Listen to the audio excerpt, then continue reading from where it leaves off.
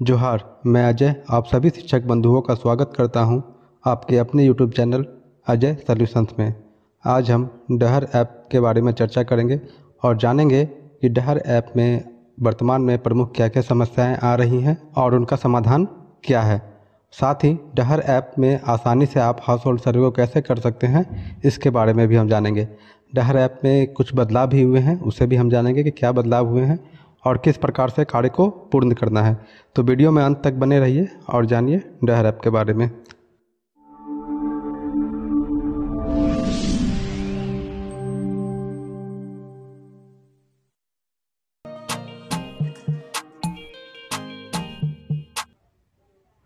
डहर ऐप को अपने मोबाइल में इंस्टॉल करने के लिए आपको अपने मोबाइल में प्ले स्टोर को ओपन करना है और ऊपर में जो सर्च बार आ रहा है उसमें लिखना है डहर झारखंड। डहर झारखंड लिखने के बाद जो सबसे पहला ऑप्शन आएगा उस पर क्लिक करना है। डहर ऐप का आइकन कुछ इस प्रकार का है, ये आइकन को आप देख लेंगे ताकि गलत ऐप इंस्टॉल ना हो। डहर झारखंड को इंस्टॉल करने के लिए इंस्टॉल पे क्लिक करेंगे। ये 5 MB का ऐप है, बहुत कम समय में आपके फ़ोन में इंस्टॉल हो जाएगा। यदि इंस्टॉल होने में समस्या आ रही है तो आप देख लीजिए कि आपके फ़ोन में इंटरनेट कनेक्शन ऑन है कि नहीं। साथ ही यदि आपके फ़ोन में स्पेस की कमी होगी, स्पेस नहीं होगा तो हो सकता है कि आपके फ़ोन में इंस्टॉल ना हो और वार्निंग आए, तो उस स्थिति में आपको अपने फ़ोन से पुराने डाटा को हटाना पड़ेगा और कुछ स्पेस खाली करना होगा। तो इससे संबंधित नोटिफिकेशन आपके फ़ोन के स्क्रीन पे दिखेगी, आप देख लीजिए। यदि स्पेस का प्रॉब्लम है तो अपने फ़ोन में स्पेस को क्लियर कीजिएगा, ये ऐप इंस्टॉल हो जाएगा। इस ऐप के पुराने वर्जन में कुछ ओल्ड एंड्रॉयड डिवाइस में ये काम नहीं कर रहा था, किंतु वर्तमान में इस समस्या को ठीक कर दिया गया है और लगभग सभी एंड्रॉयड डिवाइस में ये ऐप अच्छे से काम कर रहा है।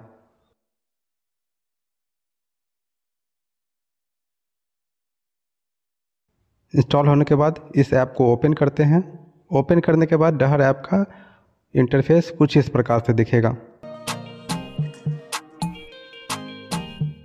डहर ऐप का लॉगिन सेम टू सेम ई विद्या वाहिनी की तरह ही कार्य करता है। ई विद्या वाहिनी में जैसे आपको 2 लॉगिन का ऑप्शन मिलता है, एक शिक्षक लॉगिन और एक स्कूल लॉगिन। तो स्कूल लॉगिन से जैसा कि आप जानते हैं कि सारा काम शिक्षक लॉगिन वाला भी किया जा सकता है, तो उसी प्रकार डहर ऐप में स्कूल लॉगिन से किया जा सकता है। टीचर लॉगिन के लिए शिक्षक अपना ई विद्या वाहिनी का 6 डिजिट का कोड और पासवर्ड में एमपिन डालकर लॉगिन करेंगे और विद्यालय लॉगिन के लिए विद्यालय का U- कोड और ई विद्या वाहिनी का पासवर्ड जो बाय डिफ़ॉल्ट 1 2 3 4 5 था उसे डाल कर लॉगिन करेंगे। यदि विद्यालय ने अपना ई विद्या वाहिनी का पासवर्ड चेंज किया है तो उस चेंज किए हुए पासवर्ड से आप लॉगिन कर सकते हैं। शिक्षक लॉगिन के क्रम में किन्हीं किन्हीं शिक्षकों को समस्या आ रही है तो इसमें परेशान होने की कोई आवश्यकता नहीं है। आप अपने जिला MS टीम को या प्रखंड MS टीम को इसकी सूचना दे दें और विद्यालय लॉगिन से लॉगिन करके कार्य को पूर्ण कर सकते हैं। लॉगिन होने के बाद आपको स्कूल का नाम, स्कूल का U- कोड, जिला का नाम और प्रखंड का नाम प्रदर्शित होगा। तो इसको ध्यान से चेक कर देंगे कि आपके विद्यालय का ही डाटा हो। उसके बाद नीचे स्टार्ट लिखा हुआ है तो यहाँ पे क्लिक नहीं करना है, सबसे पहले हमने अपना विलेज चेक करना है। तो आइए देखते हैं विलेज कैसे चेक करेंगे। ऊपर में 3 लाइन दिया हुआ है, इस 3 लाइन पे क्लिक करेंगे। 3 लाइन पे क्लिक करने के बाद नीचे माई कैचमेंट एरिया में जाना है। माई कैचमेंट में एरिया में जाने के बाद select village to add catchment area, यहाँ पे आपका विलेज का नाम दिख रहा होगा। तो विलेज के नाम को आप सबसे पहले चेक कर देंगे। विलेज का नाम यदि सही होगा तभी आपको सर्वे का कार्य आगे प्रारंभ करना है। यदि विलेज का नाम गलत हो तो आपको प्रखंड MIS या जिला MIS टीम को इसकी सूचना देनी है और प्रतीक्षा करना है। विलेज का सुधार राज्य स्तर से किया जा रहा है, जिला और प्रखंड केवल सूचना संग्रहित कर सकती है और सूचना को आगे प्रेषित कर सकती है। सूचना देने के बाद आप प्रतीक्षा करेंगे और जब आपके विलेज का नाम सही प्रदर्शित होने लगेगा तभी सर्वे का कार्य आगे प्रारंभ करेंगे। यदि आपके विलेज का नाम सही प्रदर्शित हो रहा है तो उसके बाद पहला कार्य होगा कि आप टोला यानी कि कैचमेंट एरिया क्रिएट करें। तो इसके लिए आपको ऊपर 3 लाइन पे क्लिक करना है, माई कैचमेंट एरिया पे क्लिक करना है, उसके बाद विलेज का नाम दिखेगा उस पर क्लिक करना है। विलेज के नाम में जाने के बाद देखिए माई कैचमेंट एरिया ऊपर लिखा हुआ है, उसके बगल में है ऐड कैचमेंट एरिया। तो ऐड कैचमेंट एरिया पे क्लिक करना है और यहाँ पे नीचे प्लस के साइन पे क्लिक करके आपको टोला ऐड करना है। तो प्लस के साइन पे क्लिक करते हैं और यहाँ पे टोला का नाम पहले इंग्लिश में लिखेंगे, फिर हिंदी में लिखेंगे और नीचे हैबिटेशन कोड डालेंगे। हैबिटेशन कोड में 01, 02, 03 आप डाल सकते हैं। जितना टोला है उतना तक जाएगा ये संख्या। तो मैं यहाँ पे एक कैचमेंट एरिया क्रिएट करके आपको दिखा देता हूँ।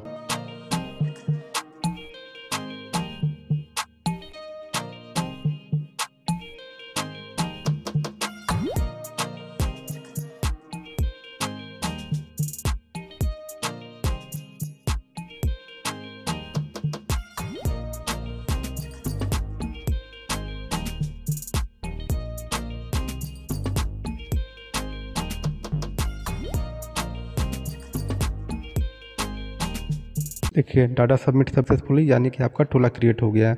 तो टोला क्रिएट हो गया है लेकिन माई कैचमेंट एरिया में वो टोला दिख नहीं रहा है। तो इसके लिए आपको ऐड कैचमेंट एरिया में फिर से जाना होगा और जो टोला आपने अभी क्रिएट किया उस टोला पे आप सिंगल क्लिक करेंगे। सिंगल क्लिक करने के बाद नीचे सेव का ऑप्शन देखिए ब्लू कलर से दिख रहा है, इस पर क्लिक करना है। सेव के ऑप्शन पे क्लिक करने के बाद आपका टोला जो आपने बनाया था वो देखिए माई कैचमेंट एरिया में दिख रहा है। अब आप सर्वे का कार्य करने के लिए तैयार हैं। अब आपका विलेज भी सही है और टोला भी सही प्रदर्शित हो रहा है जिसको आपने अभी ऐड कर लिया है। तो इसी प्रकार यदि और भी टोला है तो उसको आप ऐड कर लेंगे और उस टोला के अंदर ही सर्वे का काम करेंगे। यदि टोला के बाहर यदि आप सर्वे का कार्य प्रारंभ कर देते हैं तो वो डाटा कहीं सेव नहीं होगा और आपका मेहनत बेकार जाएगा। इसलिए आप विलेज और टोला को सही प्रदर्शित होने के बाद ही सर्वे का कार्य प्रारंभ करेंगे। तो आइए अब देखते हैं कि सर्वे का कार्य किस प्रकार प्रारंभ करना है। सर्वे का कार्य किस प्रकार प्रारंभ करना है इसे आप ध्यान से देखिएगा।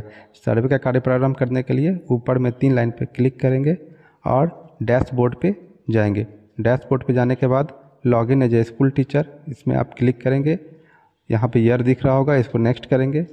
नेक्स्ट करने के बाद अपना विलेज सेलेक्ट करेंगे। विलेज के बाद टोला सेलेक्ट करेंगे और टोला में चाइल्डहुड सर्वेड, यहाँ पे कितना चाइल्डहुड का आपने सर्वे किया है उसकी सूची आएगी।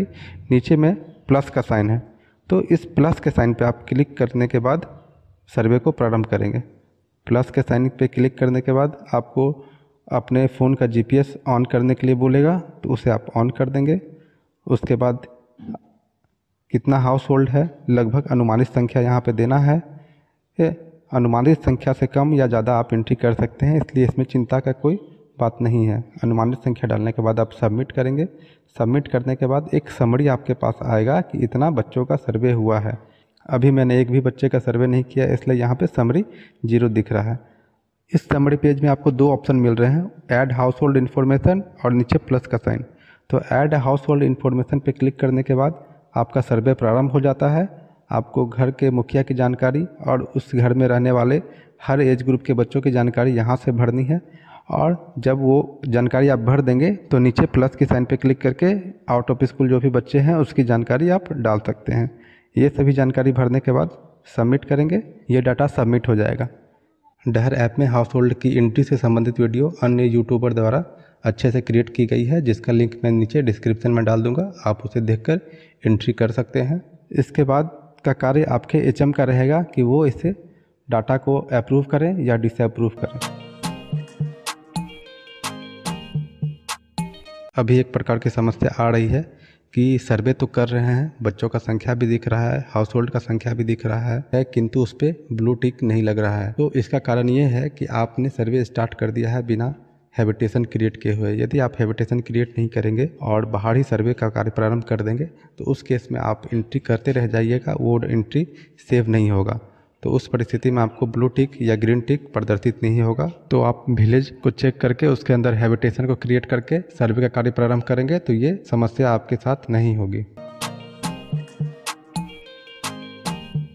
डहर ऐप में अभी वर्तमान में एक समस्या आ रही है कि जब आप एंट्री करने के बाद डाटा को देखते हैं तो बहुत सारे अन्य बच्चों का या हाउस होल्ड का डाटा विलेज में प्रदर्शित होता है, या फिर आपने डाटा बहुत सारा एंट्री किया है और वो डिलीट हो जा रहा है। तो इसका कारण है कि यदि एक विलेज का कुछ टोला एक विद्यालय के पोषक क्षेत्र में आता है और कुछ टोला दूसरे विद्यालय के पोषक क्षेत्र में आता है, तो दोनों विद्यालय को उस विलेज में सर्वे किए गए सभी बच्चों की या हाउस होल्ड की संख्या जानकारी दिखेगी।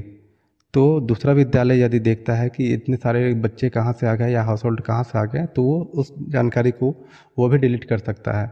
तो इसका समाधान अभी किया जा रहा है, किंतु वर्तमान में ये स्थिति है कि एक विलेज का डाटा बहुत सारे विद्यालयों को दिख रहा है, जिसके कारण कन्फ्यूजन में वो एक दूसरे का डाटा डिलीट कर दे रहे हैं। तो इस परिस्थिति से बचने के लिए आप सर्वे करने के तुरंत बाद अप्रूवल या डिसअप्रूवल का कार्य कर दें, ज़्यादा समय व्यतीत ना करें।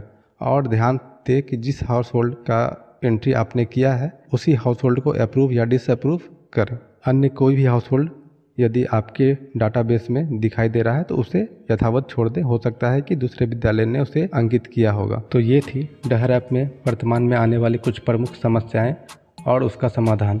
उम्मीद है ये वीडियो आपको डहर ऐप सर्वे कार्य में मदद करेगा। भविष्य में भी ऐसे वीडियो पाने के लिए आप नीचे सब्सक्राइब बटन पर क्लिक करें। डहर ऐप में अन्य जो भी समस्याएं आ रही है उसे आप नीचे कमेंट बॉक्स में लिखेंगे, उसका संभावित उत्तर देने का मैं प्रयास करूंगा और उससे रिलेटेड समाधान मैं अगले वीडियो में देने की कोशिश करूंगा। आपको ये वीडियो पसंद आया तो इसे लाइक करें और सभी शिक्षक ग्रुप में शेयर कर दें। वीडियो को अंत तक देखने के लिए आप सभी शिक्षक बंधुओं का बहुत बहुत धन्यवाद।